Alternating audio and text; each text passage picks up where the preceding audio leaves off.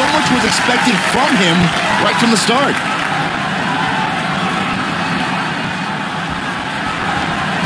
He's inflicting some serious pain here.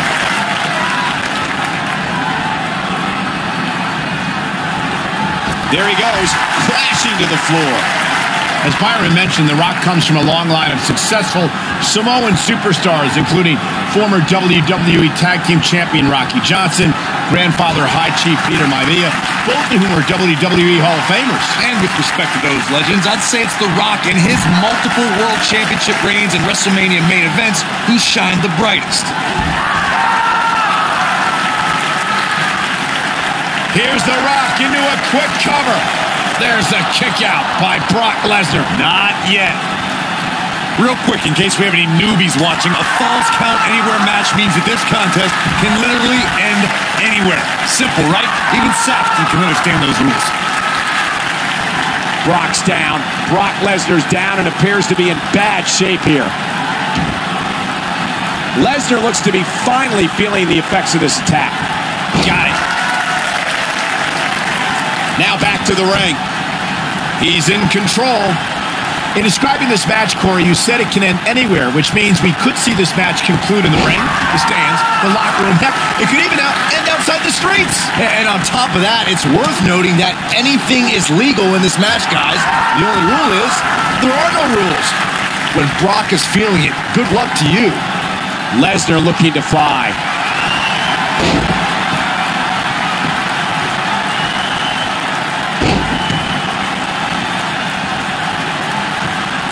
Nice move. Can he finish the job? It's quite the accomplishment to win a championship at WrestleMania and carry it all the way to next year's WrestleMania. But Brock Lesnar did that by winning the Universal Championship from Goldberg in 2017 and retaining it against Roman Reigns in 2018.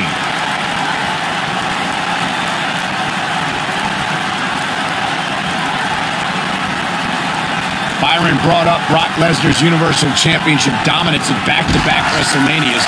You have to go back 30 years for similar circumstances at the showcase of the Immortals. Yeah, but even though both Randy Savage and Hulk Hogan won WWE Championships at WrestleMania and held the title until next year's show, both men were dethroned after 1 year on top.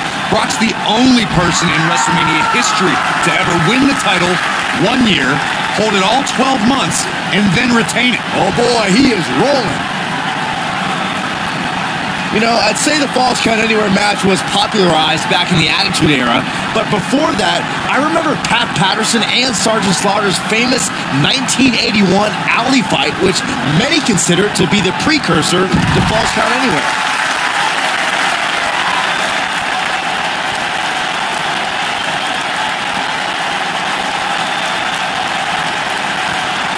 These guys are giving it absolutely everything they've got. As Byron mentioned, the Pat Patterson-Sergeant Slaughter alley fight had many of the elements of a Falls Count Anywhere match. Most notably, I'd say, was the heavy weapon usage. Yeah, that match had everything from cowboy boots to brass knuckles, but more importantly, weren't you born in 1981, Saxton? Good point.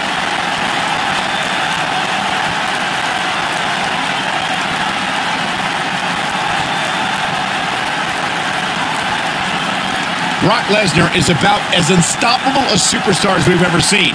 His losses are few and far between, and when they do happen, there's often controversy involved.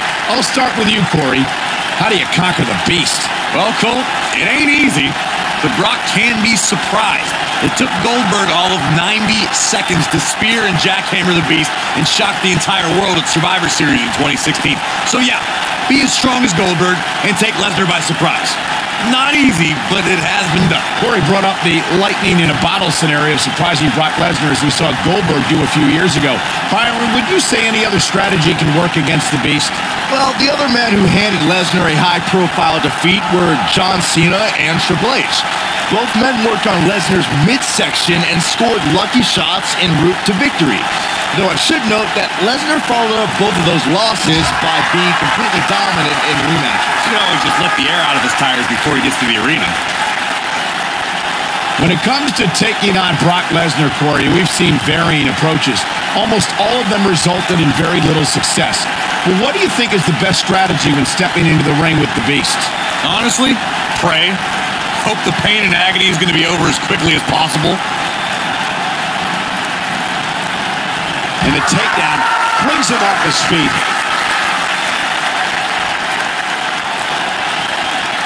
Going back to strategy against Lesnar, I have to reiterate, the man's track record includes very few losses and a ton of broken bodies.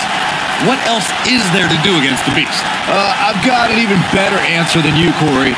I simply wouldn't even step in the ring with Lesnar in the first place. Turn tail, run, and take that count-out loss to live another day. You're smarter than you look, Saxton. See?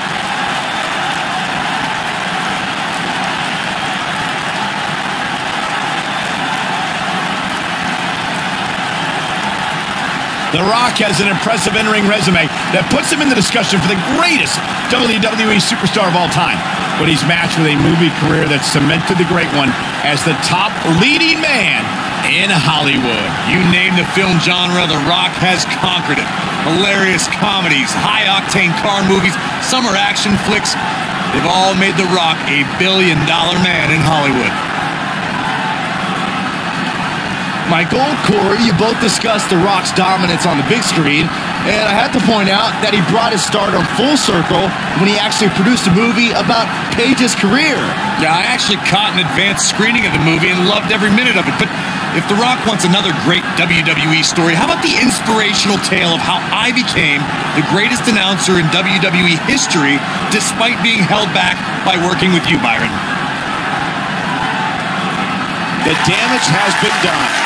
The offense of The Rock is working well right now. Even when he's not scheduled for a match, The Rock can still make WrestleMania history. There's the year he hosted, of course, but his appearances at WrestleMania 31 and 32 were legendary, too. That's true, Michael. In 2015, The Rock was confronted by Triple H and Stephanie McMahon when he recruited none other than Lesnar. with the F5. Bang! The Rock's not looking so great here, guys. Dude, you brought up The Rock. Lesnar did it! What a performance. Was there ever any doubt? These guys feel no love for each other. Here's another look. Hope everybody at home set those DVRs because that was a match you're going to